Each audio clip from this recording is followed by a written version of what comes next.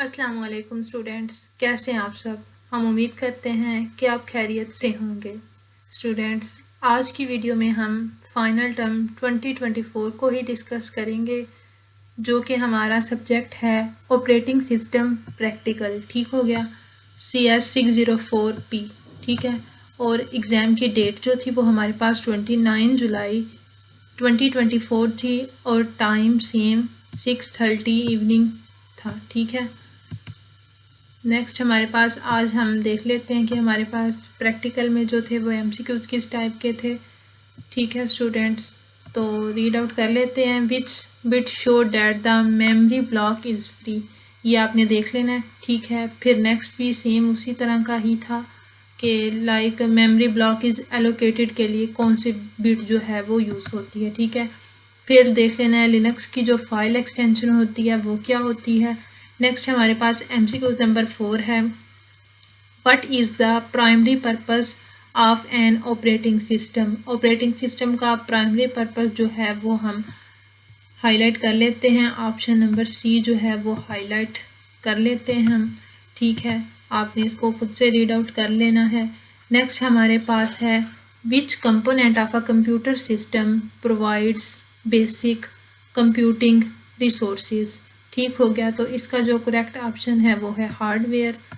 अच्छा स्टूडेंट्स, आपने comment box में ये नहीं कहना कि आप समझा नहीं रही, क्योंकि स्टूडेंट्स मैं जस्ट आपको एग्ज़ाम बता रही हूँ, तो मैं प्रिपरेशन की वीडियो नहीं बना रही। मैं जस्ट आपसे एग्ज़ाम का जो कंसेप्ट था, जो एग्ज़ाम आया था आपका, मैं जस्ट वो आपसे शेयर कर रही हूँ। ठीक है स्टूडेंट्स, और बाकी आपने रीड आउट खुद से कर लेना है। ठीक है, नेक्स्ट हम आगे आ जाते हैं MCQs नंबर 6 पे। उसका जो करेक्ट ऑप्शन बनेगा उसको हम हाईलाइट कर लेते हैं। वो हमारे पास बनता है रियल टाइम शेड्यूलर।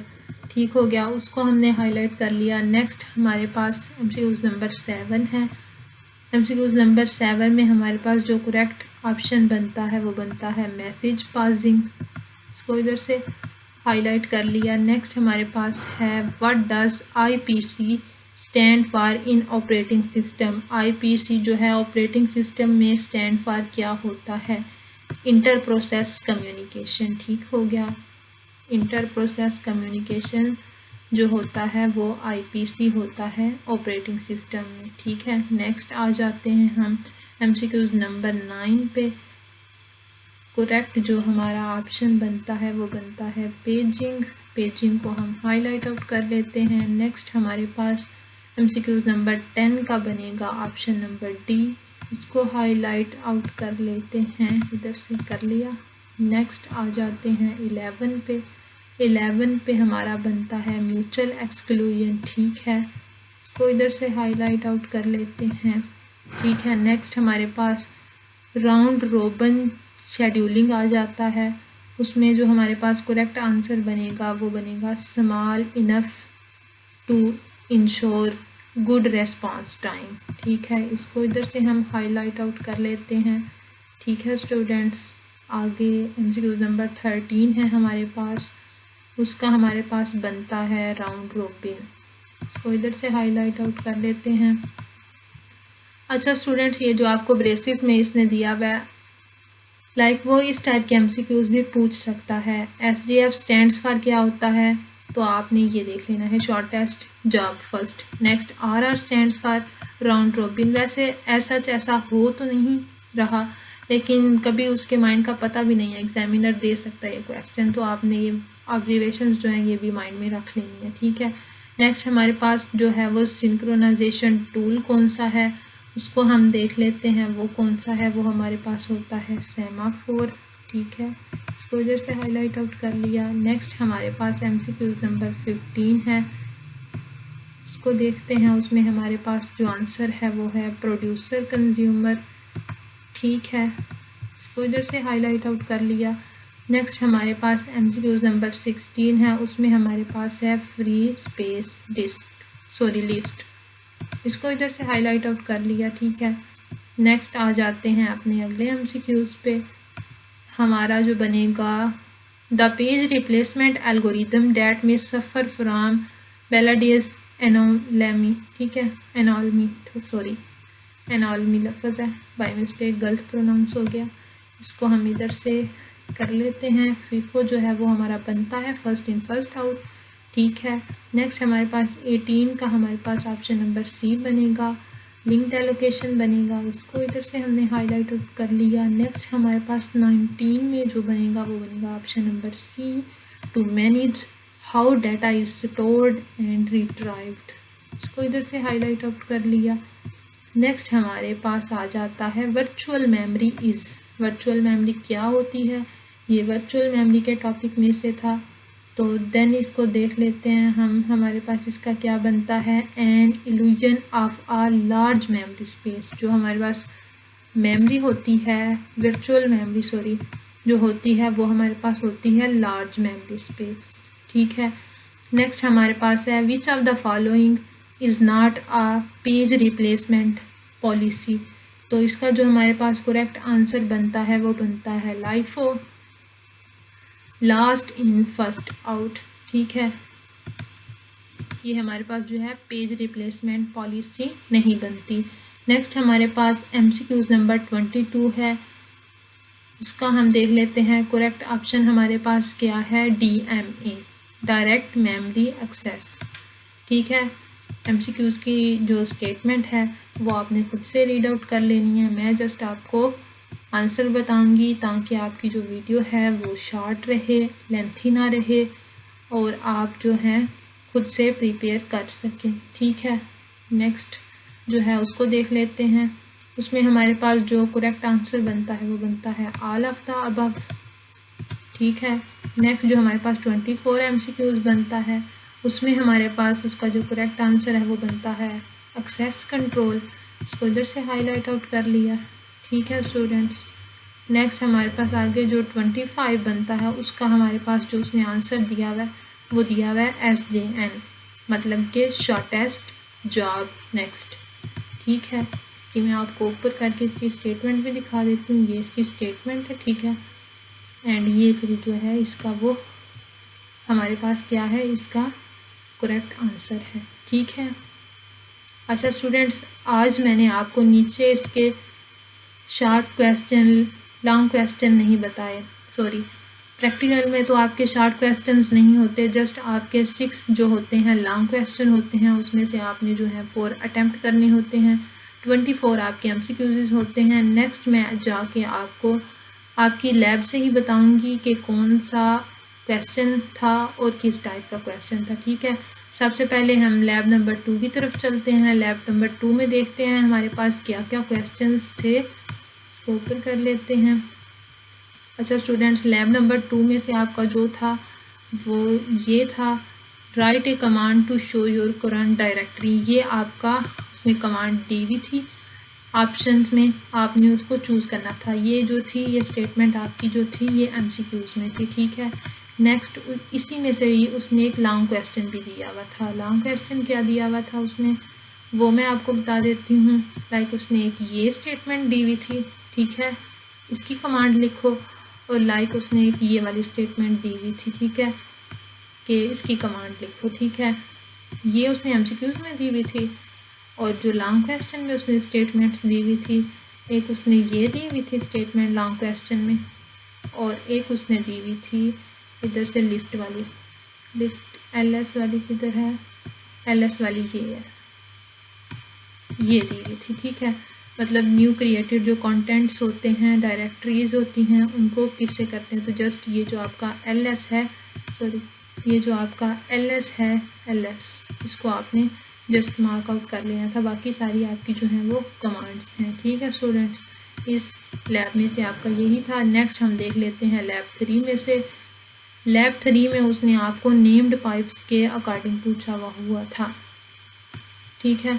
इधर से इसको देख लेते हैं। इधर हमारे पास जो था वो हमारे पास लाइक ऐसा इस तरह का नहीं था, इधर सिर्फ इसने एंटर योर ID पूछी हुई है आपसे, और वो भी पाइप्स को यूज़ करके। लेकिन जो आपके एग्ज़ाम में था वो पाइप्स नहीं यूज़ करने थे, आपने FIFO यूज़ करके लिखना था।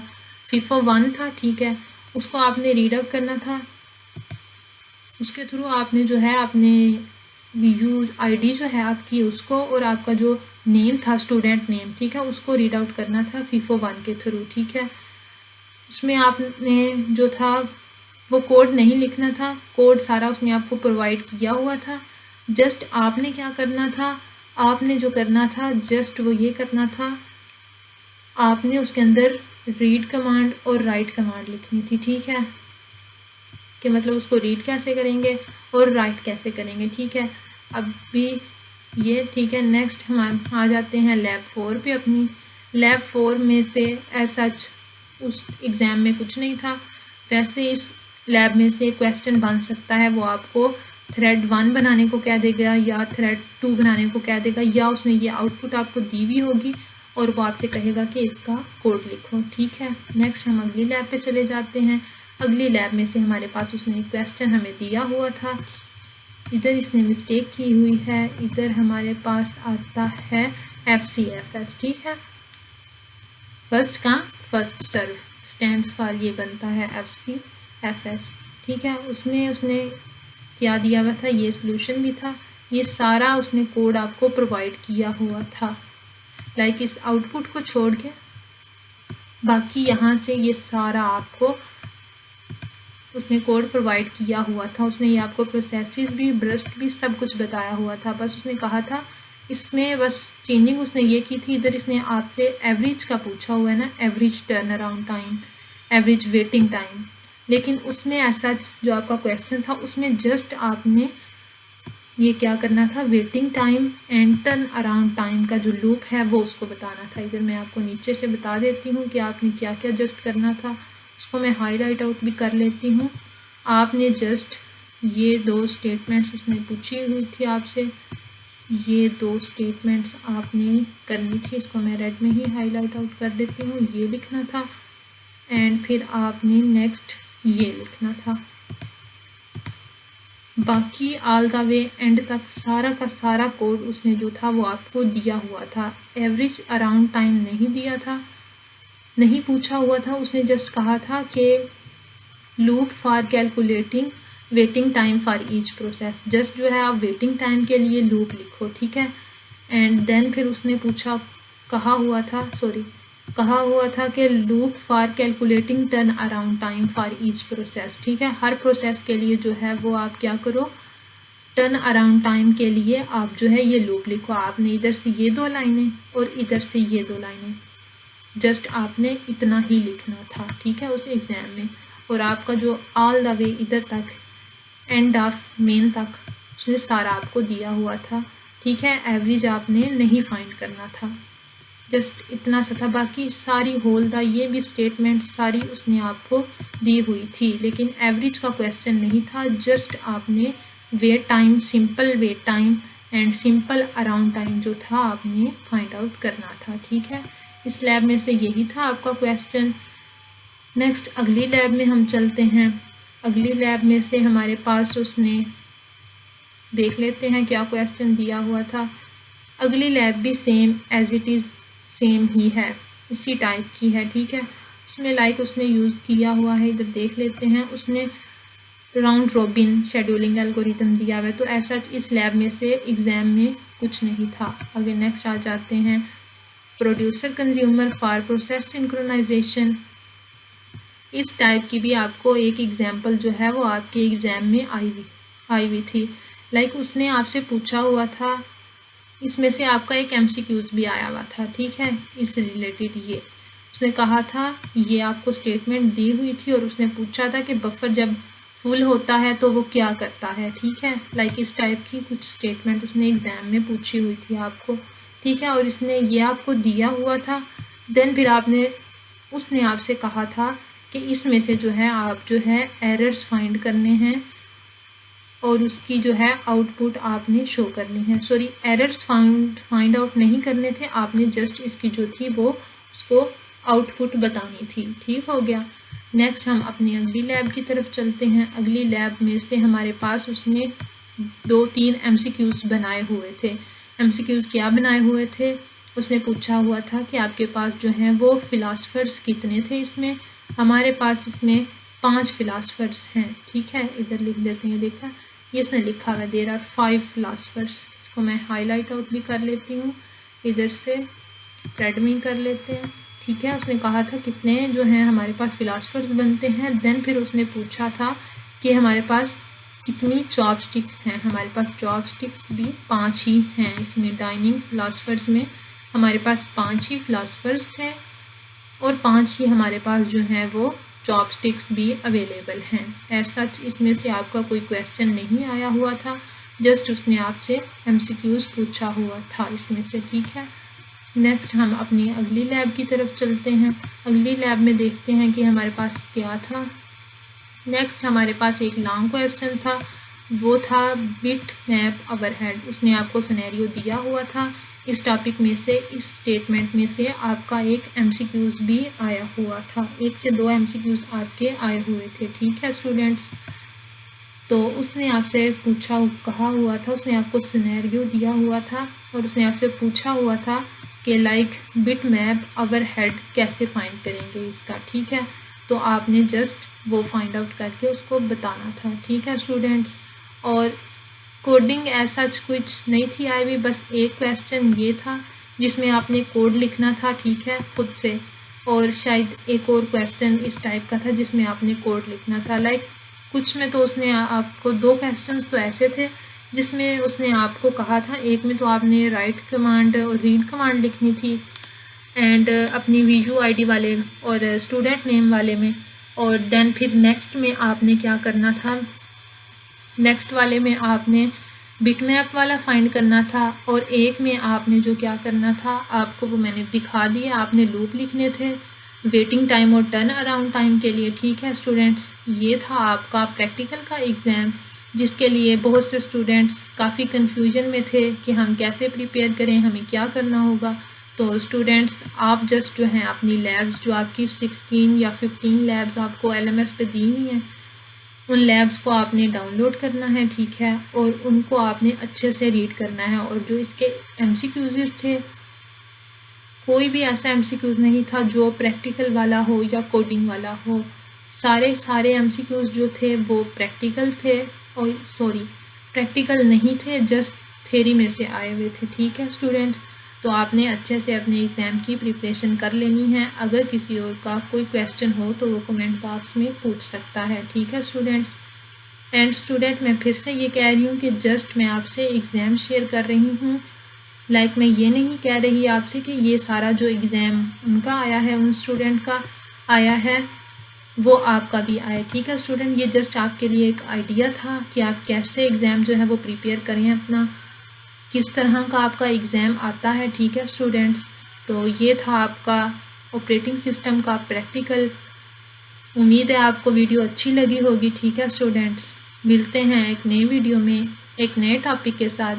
तब तक अपना बहुत सा ख्याल रखिएगा और दुआओं में मुझे हमेशा याद रखिएगा। अगली वीडियो तक के लिए अल्लाह हाफिज़।